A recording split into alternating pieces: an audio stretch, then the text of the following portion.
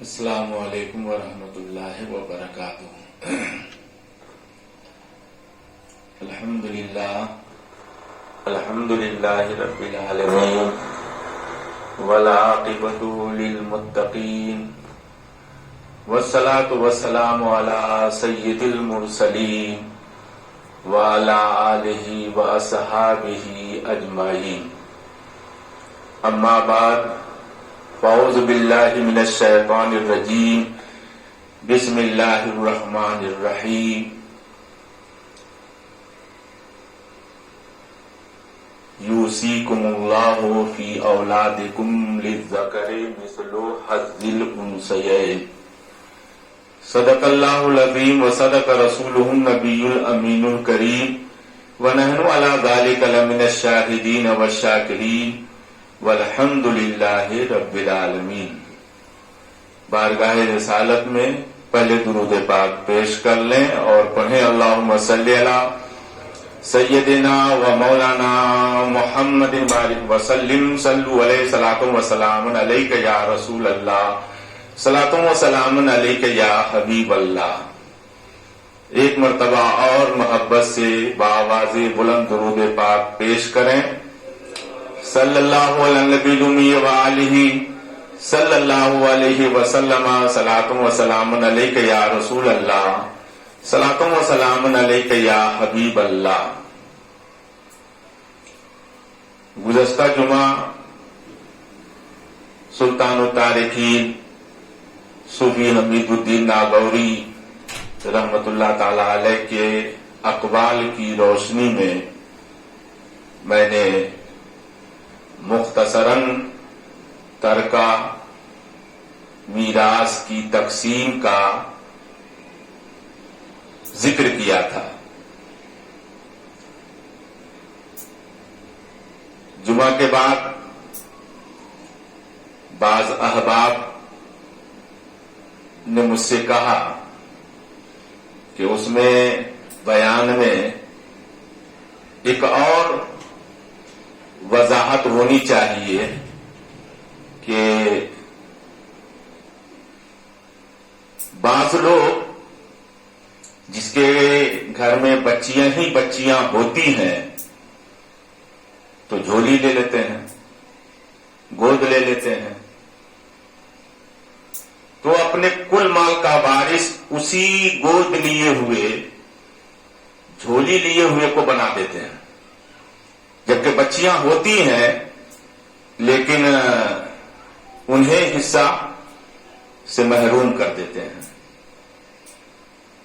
اس کے بارے میں کیا حکم ہے شریعت کا؟ اور ایک صاحب نے یوں کہا کہ جیسے کسی کی عورت کا انتقال ہو گیا، اس نے دوسری شادی کی، دوسری شادی کی، اولاد نہیں ہوئی اسے دوسری والی عورت سے، خود مرد کا انتقال ہو گیا تو اسے بھی حصہ نہیں دیتے ہیں، اور جو پہلے کی اولاد ہوتی ہے تو وہ چاہتی یہ ہے کہ یہ اپنے میکے چلی جائے۔ تو آج اسی دونوں باتوں پر انشاءاللہ روشنی ڈالوں گا اور سمجھانے کی کوشش کروں گا۔ بس اللہ تعالیٰ مجھے سمجھنے پہلے اور سمجھانے کی صلاحیت عطا کرے، اور پھر مجھے بھی اور آپ سب کو بھی اللہ تعالیٰ مسائل شریعہ کو سن کر عمل کرنے کی سچی توفیق رفیق عطا فرمائے۔ تو میں نے گئے جمعہ کو یہ بتایا تھا کہ یہ آیت کب نازل ہوئی تھی۔ حضرت سعد بن ربیعہ کا انتقال ہوا، ایک بچی، ایک لڑکی، ایک بیوی اور دو بچیاں، دو لڑکیاں انہوں نے چھوڑی، اور بھائی وصال ہو گیا۔ تو اس زمانے میں کیا ہوتا تھا کہ لڑکیوں کو اور چھوٹے جو نابالغ بچے ہوتے ان کو نہیں دیتے، مال پر قبضہ جما لیتے، بھائی وغیرہ جو بڑے ہوتے مال پہ قابض ہو جاتے اور نہ عورت کو دیتے اور نہ بچیوں کو دیتے، اور اگر نابالغ لڑکا ہوتا تو انہیں بھی نہیں دیتے۔ تو حضرت سعد کا انتقال ہوا، بیوی، 2 بچیاں تھی، بھائی۔ اس دور کے حساب سے بھائی نے سعد کے کل مال پر قبضہ جما لیا، نہ بیوی کو دیا کچھ اور نہ بچیوں کو دیا۔ تو حضرت سعد کی بیوی سرکار کی بارگاہ میں حاضر ہوئی اور عرض کیا، یا رسول اللہ صلی اللہ علیہ وسلم، میرا شوہر جنگ میں شہید ہو گیا اور 2 بچیاں انہوں نے چھوڑی ہیں، میں ہوں، تو ان کے بھائی نے میرے شوہر کے تمام مال پر قبضہ جما لیا، تو آپ حکم سنائیں۔ اور میں ٹھہروں، اللہ تعالیٰ ضرور حکم فرمائے گا۔ تب جا کر کے حضرت جبریل علیہ السلام یہ آیت مبارکہ لے کر نازل ہوئے، یوصیکم اللہ فی اولادکم للذکر مثل حظ الانثیین، اللہ تعالیٰ تمہیں حکم دیتا ہے تمہاری اولاد کے بارے میں کہ ایک بیٹے کا حصہ 2 بیٹیوں کے برابر ہے۔ فَإِن كُنَّ نِسَاءً فَوْقَ اثْنَتَيْنِ فَلَهُنَّ ثُلُثٌ، اور اگر صرف لڑکیاں ہی چھوڑی، مرنے والے نے لڑکے نہیں، صرف لڑکیاں، تو اگر وہ لڑکیاں 2 یا 2 سے زیادہ ہوں فَلَهُنَّ ثُلُثٌ، تو کل مال کا 2/3 ملے گا لڑکیوں کو، کل مال کا 2/3۔ وَإِنْ كَانَتْ وَاحِدَةً فَلَهَا النِّصْفُ، یعنی 2 لڑکیاں چھوڑی یا 2 سے زیادہ تو کل مال کا 2/3 لڑکیوں کو ملے گا، اور اگر ایک لڑکی صرف چھوڑی ہے، ایک لڑکی، تو کل مال کا آدھا۔ یہ قرآن کی آیت کریمہ میں اللہ تعالیٰ نے جو ہے حصہ کے بارے میں واضح طور پر بیان کر دیا کہ لڑکا لڑکی ہے تو لڑکے کا آدھا ملے گا لڑکی کو، لڑکا لڑکی دونوں ہیں تو لڑکے کا آدھا لڑکی کو ملے گا۔ اگر لڑکا نہیں ہے، صرف لڑکیاں ہیں، تو 2 یا 2 سے زیادہ ہیں تو 2/3 لڑکیوں کو 2/3 کل مال کا ملے گا، اور اگر صرف ایک لڑکی ہے تو کل مال کا آدھا۔ یہ لڑکیوں کے بارے میں تب اللہ کے رسول نے یہ فیصلہ سنایا کہ بیوی کا 4تھا حصہ 2 اور 8واں حصہ، اور لڑکیوں کو 2/3، اور جو بچے وہ بھائی کو۔ پھر اس پر عمل کیا گیا۔ تو معلوم یہ ہوا کہ اسلام آنے کے بعد اہل اسلام کو اسلام کے قوانین کو ماننا ضروری ہے۔ اگر اسلام کے قانون کو وہ مانتا ہے تو سمجھ آئیے کہ وہ پکا سچا مسلمان ہے، اور اگر پورے طور پہ عمل نہیں کرتا ہے تو سمجھ جائیے کہ اسلام کی خلاف ورزی کرتا ہے، قانون اسلام کے خلاف وہ چل رہا ہے، اسلام کے قانون کی خلاف ورزی کر رہا ہے اور حق تلفی کر رہا ہے۔ اگر کسی کا حق مار رہا ہے تو حق تلفی کر رہا ہے۔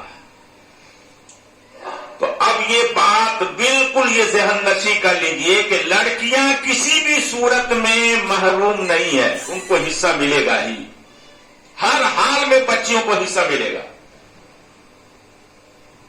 لڑکے اور لڑکی ہیں تو لڑکے کو ڈبل اور لڑکی کو سگنل، ہے نا، 2 اگر ہے لڑکے کو تو 1 لڑکی کو، اور لڑکا نہیں ہے لڑکیاں ہی لڑکیاں ہیں تو 2 یا زیادہ ہیں تو 2/3 لڑکیوں کو ملے گا، اور صرف 1 لڑکی ہے، لڑکا نہیں ہے لڑکی بھی ایک ہی ہے تو کل مال کا آدھا حصہ ملے گا. تو اب اگر یہاں کوئی جھولی لے لیتے ہیں اور سب اسی کو مالک بنا دیتے ہیں، جھولی والا تو بیٹا ہوتا ہی نہیں ہے. یہ تو عرف میں لیتے ہیں نا، یہ عرف عام میں لیتے ہیں کہ بھائی گود بنا لیا، منہ بولا بیٹا بنا لیا. لیکن منہ بولا بیٹا بنانے سے وہ بیٹا حقیقی نہیں بنے گا. اور شریعت میں جو حقیقی بیٹے یا بیٹی کا جو حصہ ہے مقرر، تو منہ بولا بیٹا یا منہ بولی بیٹی وہ حصے سے کچھ نہیں پائیں گے، کیونکہ ان کا حصہ مقرر ہی نہیں شریعت میں، ان کا حصہ مقرر ہی نہیں کیا گیا، تو انہیں ملے گا کہاں سے؟ اب ایک ذہن میں یہ بات آتی ہے کہ بھئی کوئی سہارا کے لیے اپنا گود لے لیتا ہے، بیٹے بھتیجا کو لیا، بھانجے کو لے لیا، نواسے کو لے لیا، ٹھیک ہے، اچھی بات ہے. اب اگر آپ ان کو دینا چاہتے ہیں تو غور سے سن لیجیے، دینا چاہتے ہیں تو آپ کو 1/3 کا شریعت نے اختیار دے دیا ہے. 1/3 تہائی مال کا اللہ تعالیٰ نے ہر ایک کو اختیار دے دیا، مالک بنا دیا کہ 1/3 تیسرا حصہ کا وہ مالک ہے، جس کو چاہے دے سکتا ہے. تو تیسرا حصہ دینا چاہتا ہے تو وہ وصیت کر جائے کہ شریعت نے مجھے تہائی حصے کا اختیار دیا ہے، مالک بنایا ہے 1/3 کا، تو میں اس تہائی حصہ کو منہ بولا بیٹا، گود لیا ہوا، جھولی لیا ہوا، میں اس کو مالک بناتا. وصیت کر جائے تو یہ شرعاً جائز ہے، حق تلفی بھی نہیں ہے، اور جو خدمت اس نے انجام دی ہے یا دے رہا ہے تو اس کو صلہ بھی مل جائے گا، اور بچیوں کی حق تلفی نہیں ہوگی. وصیت جاری کیا، اب جو مال بچا ہے اور اس مال کو شریعت کے اعتبار سے اگر لڑکے لڑکی ہیں تو لڑکی کا ڈبل لڑکے کو ملے گا اور لڑکی کو آدھا ملے گا. اور صرف لڑکیاں ہی ہیں تو 2/3، صرف لڑکیاں ہیں 2 اور 2 سے زیادہ تو کل مال کا 2/3 حصہ لڑکیوں کو مل جائے گا، اور صرف ایک ہی لڑکی ہے تو کل مال کا آدھا حصہ مل جائے گا. تو اب جو لوگ لڑکیاں ہوتے ہوئے اور جھولی لیے ہوئے کو کل مال کا مالک بنا دیتے ہیں، یہ کہاں تک صحیح ہے؟ اور ایسا کرنا کیسے جائز ہوگا؟ اور ایسا کرنے والا حق تلفی کرنے والا ہوگا یا نہیں ہوگا، اسے آپ لوگ خود ہی اس کا فیصلہ کر لیجیے. میں تو یہی کہوں گا کہ اگر لڑکیاں ہیں تو لڑکیوں کو 2/3 دی جائے، اگر لڑکا نہیں ہے تو. لڑکیاں ہیں 2 سے زیادہ، 2 یا 2 سے زیادہ تو 2/3 انہیں دے دیا جائے شریعت کے اعتبار سے. اور صرف ایک ہی لڑکی ہے تو آدھا دے دیا جائے.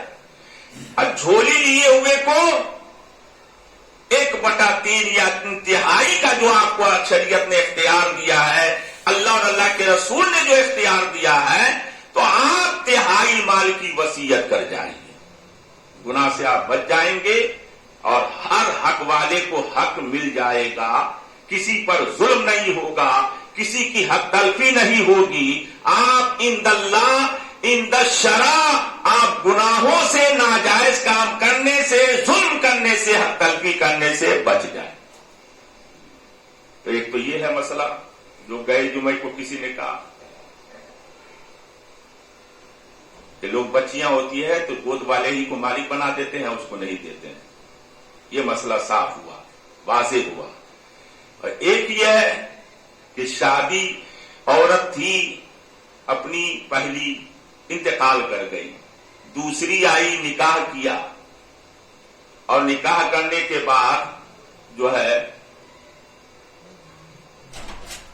شوہر کا انتقال ہو گیا، تو اب اس کو ملے گا کہ نہیں ملے گا حصہ؟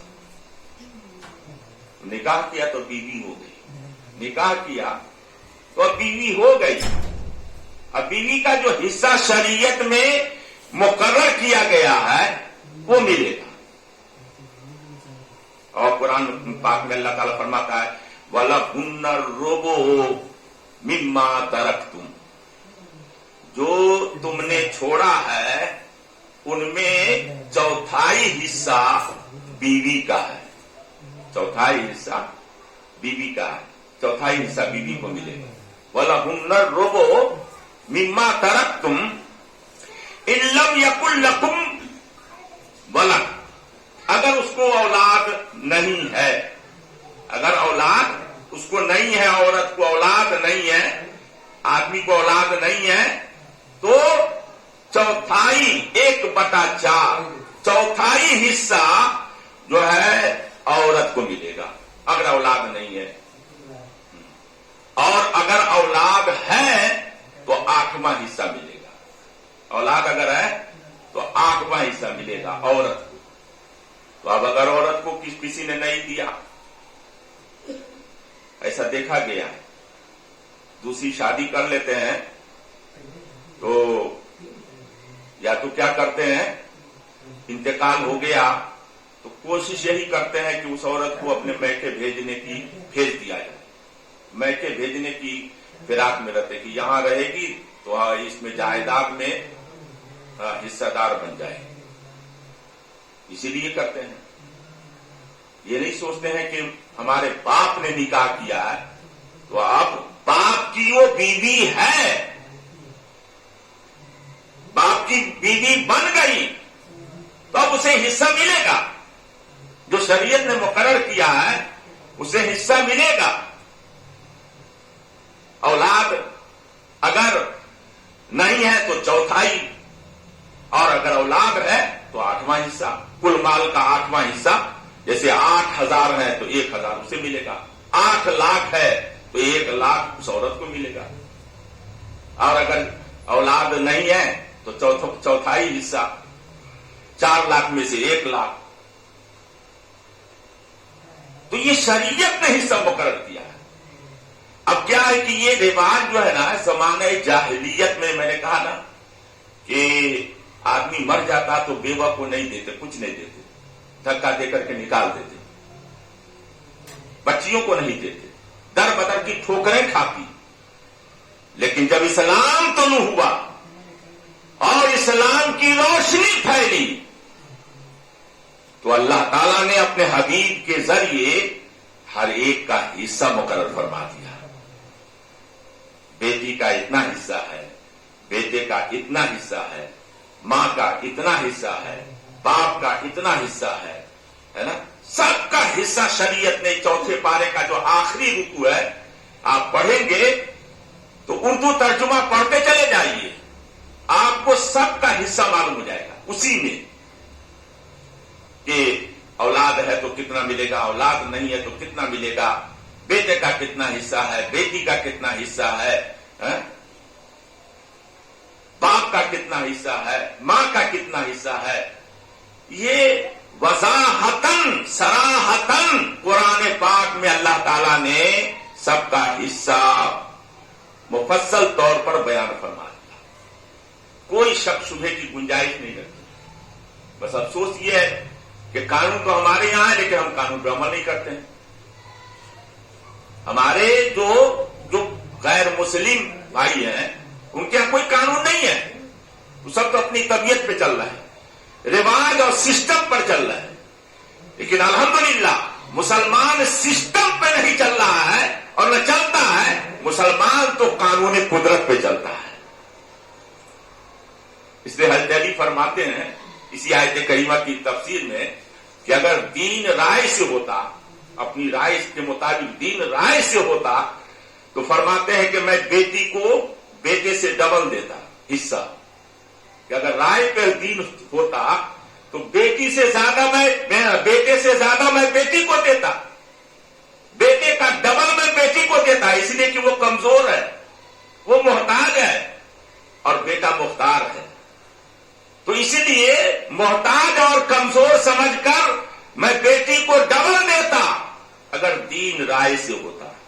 और फरमाते हैं कि दीन राय से होता तो मैं मोजे पर ऊपर मसा करने का हुक्म नहीं देता, बल्कि निचले हिस्से पे मसा करने का हुक्म देता है ना भाई। मोजा आप पहनते हैं, जो चमड़े वाला मोजा हो तो वजू के लिए उतारना जरूरी नहीं है, तो हुक्म यह है कि भाई वजू जब करें तो ऊपर से मसा कर लें, पांव के ऊपर वाला हिस्से पर। अब जरा सोचे, अक्ल तो कहती है कि जमीन पर ये नीचे पांव का तला रहता है, जमीन पर पांव का तलवा होता है ना, वो जमीन से टच होता है तो गर्द गुबार लगता है तो निचले हिस्से पर, गंदगी अगर लगती है तो निचले हिस्से पर, न कि ऊपर वाले हिस्से पर। लेकिन शरीयत कह रही है कि नहीं, मसा करो तो ऊपर वाले हिस्से पर मसा कर लो।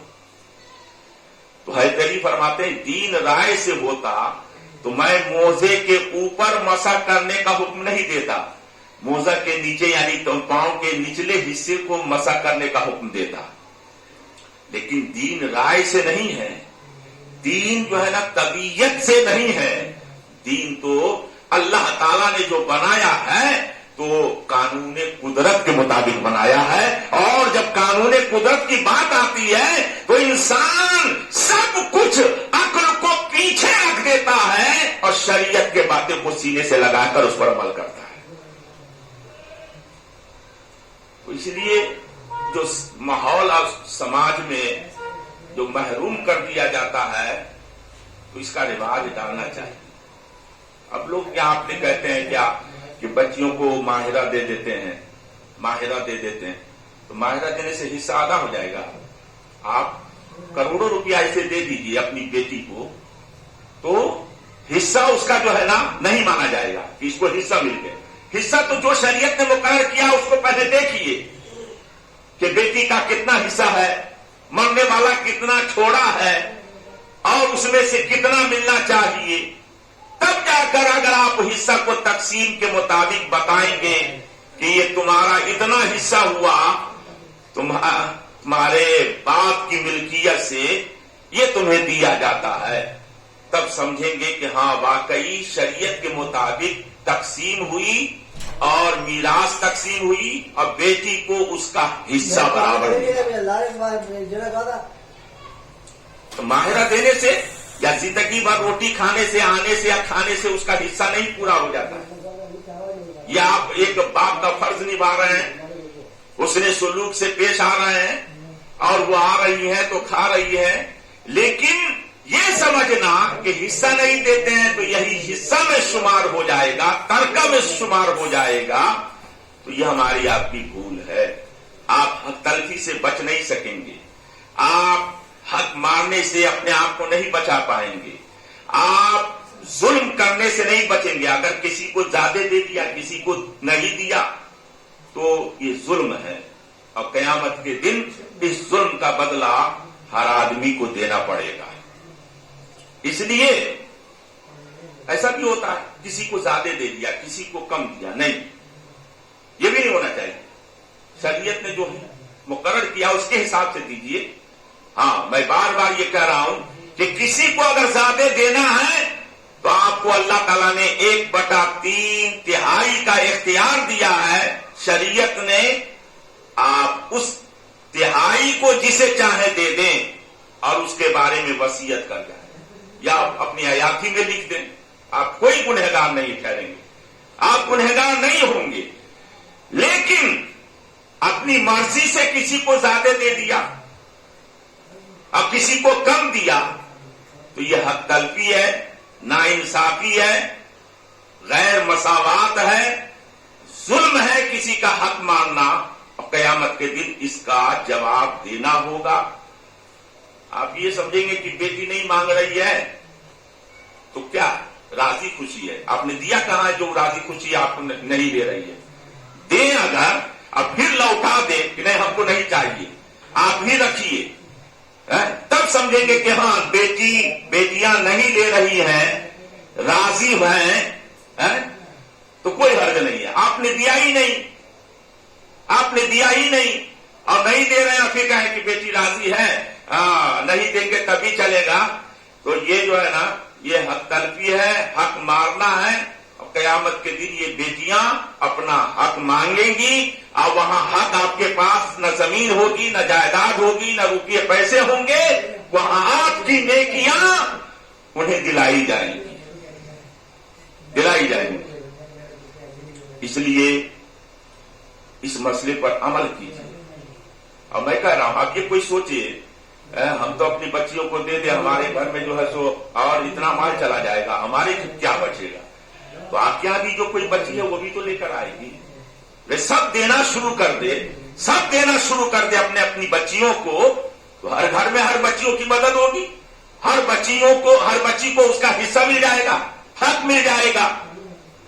اور میں کہہ رہا ہوں کہ آپ کے گھر میں نہیں آئے تو کیا مطلب ہے؟ آپ حصہ دیں گے، آپ ہر بچی کا حق ادا کر دیں گے، جو حصہ شریعت نے متعین فرما دیا ہے آپ اسے دے دیں گے، تو میں یہ کہہ رہا ہوں کہ حصہ دینے اور خیال رکھنے، حق تلفی سے بچنے کی برکت سے اللہ تعالی اس کم مال بچے ہوئے مال میں بھی بے پناہ برکتیں عطا فرمائے گا، بے پناہ برکتیں عطا فرمائے گا۔ بچیوں کو دینے سے کم نہیں ہوتا ہے، لیکن اپنے یہاں تو یہ ہے کہ بچیوں کو ہر طرف سے مظلوم سمجھ رکھا ہے۔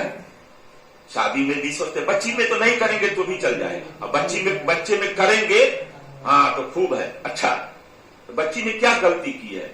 آپ بیٹے کی شادی میں خوب خرچہ کریں گے، اب بیٹی کی شادی میں کچھ نہیں، چائے پلا دیں گے، تو بیٹی کا دل نہیں ٹوٹے گا کہ باپ دو نظر سے دیکھ رہا ہے، بیٹے کی شادی میں دھوم دھام سے شادی خرچہ کر رہا ہے، اور ہم بیٹی ہیں تو ہماری شادی میں چائے پلا رہا ہے۔